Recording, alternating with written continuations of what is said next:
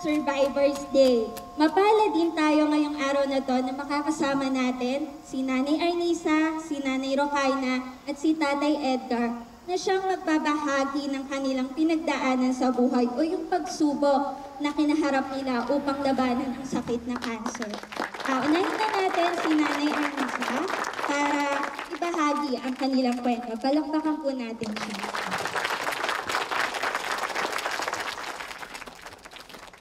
Maayong buntag kanatong tanan. Ako day si Arnisa taga Mawab. Niadtong adlaw ako patong gibinuangan akong anak nga nakinsa day mong gihulat nak ingon siya si papa kuno niya kay tuwa pa man sa Saudi iyang papa atong panahon na unya niagi pa ko sa chapel dinhi.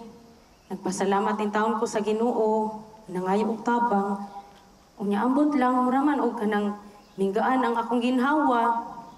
Pagkagabi ni adto nag video chat na sila, perdi ang taong lipaya sa akong anak. Ang uban naayo, ang uban wa gyud taon. Usahay kanang nai-injectionan nga bata, siya na lang gyud mo ingon nga, uy dili baya na sakit ha. Sa kaadlaw ni ana.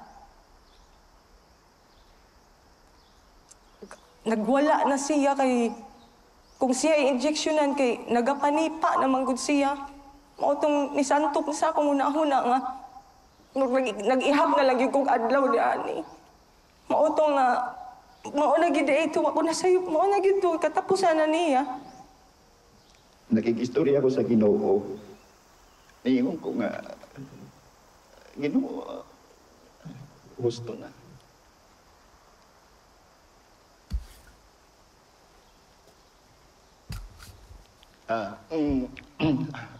Sorry. Salamat nga imong ipahulam si Kayla namo.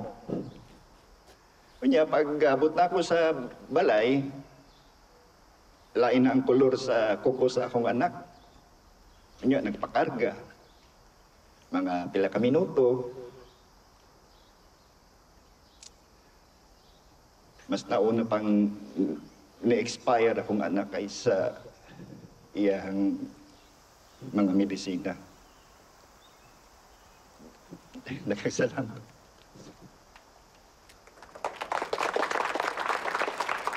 Maraming salamat, Tatay Edgar. Marami pong salamat, Tatay Edgar.